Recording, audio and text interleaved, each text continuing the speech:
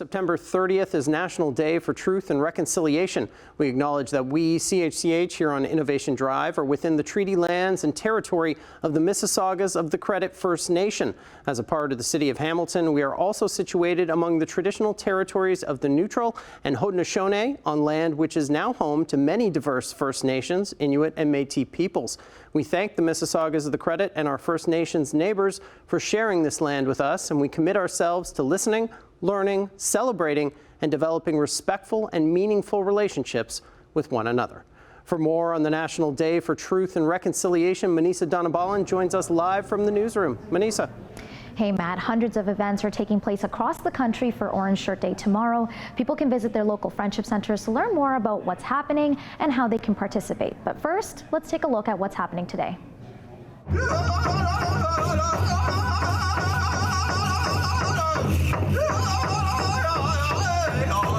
Thousands of students gathered outside, wearing orange and standing together in solidarity. Ceremonies were held at several schools where there was dancing, singing, and moments of silence.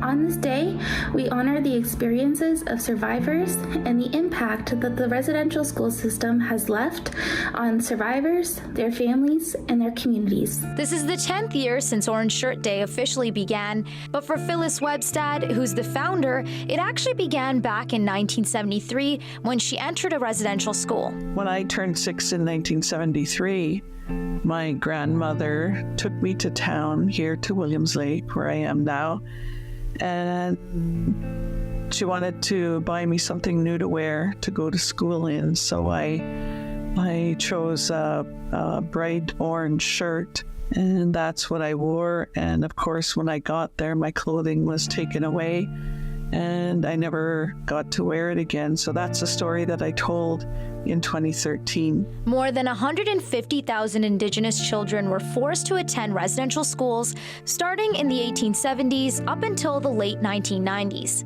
The children suffered from torture and abuse, while the school system tried to eliminate their Indigenous culture. I could be sick, I could be hungry, lonely, tired, sad, scared. There wasn't an adult to come and make it better. We had to just deal with it or comfort each other. And so that's where the concept of Every Child Matters comes from. The reconciliation is not for the Indigenous people. It's for the non-Indigenous people to when I talked about empathy earlier, it's just putting yourself in our position. You know, imagine how it would be if your child had to go through that. In recent years, the discovery of hundreds of unmarked graves at former residential school sites sparked an outcry from thousands across the nation. There's 94 calls to action, and only 13 have been completed. So if you think about the time frame of when the calls to action came out, and how long it took for 13 to get done, it's going to take quite some time for the remainder. But again, any progress is good progress. It's a good start, but we're not at the start anymore. Members of the Indigenous community are still facing many challenges. It's everything. It's housing, it's education, it's the fear of institutions.